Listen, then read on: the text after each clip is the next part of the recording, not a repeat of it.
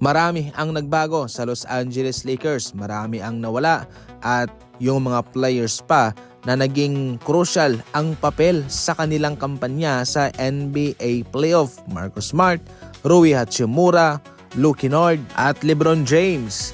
Ngayon, eto po mga idol ang bagong Los Angeles Lakers. Kaya ba nito na ibigay ang gustong mangyari ni Luka Doncic na sila'y makakakumpit sa NBA playoff at makasabay sa ibang mga powerhouse team? Tumatakbo ang oras, walang sapat na panahon para sa eksperimento.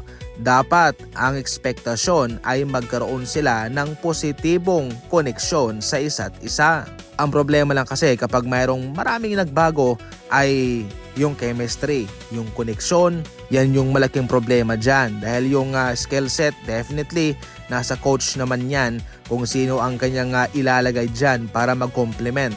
Pero ang tanong, yung chemistry ay magiging okay nga ba? Kung pag-uusapan ang kampyonato, nais ng mga Lakers fan na dapat ito'y kanilang makita ngayon.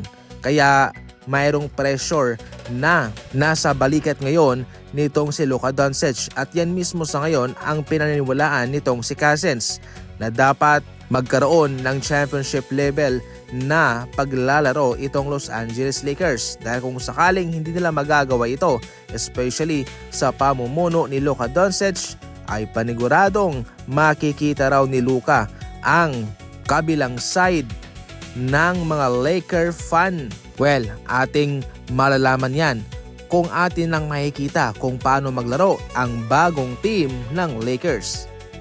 Klay Thompson pinag-iisipan ang isang posibilidad ng reunion sa Golden State Warriors sa isang kondisyon kung kanilang makukuha si LeBron James. Ayon mismo kay Jake Fisher mga idol, mayroong isang diskusyon na posibleng mangyari dito. Sa ngayon, iba na ang kagustuhan nitong si Klay Thompson. Ayaw na niya sa mga kupunan na parabang doon siya long term, mga 3 season, 5 season.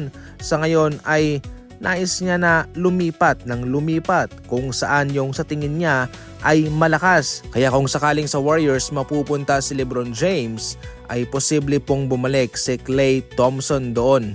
Sa kanyang tipong player, ayaw niya na sa mga batang team, sa mga nagre-rebuild. Iniiwasan na yon ni Klay mga idol. Sa ngayon, gusto niyang pumunta sa isang veteranong kupunan na mayroong malaking chance na mag-compete for NBA Championship. Sa ngayon siya ay nasa Dallas Mavericks pa naman.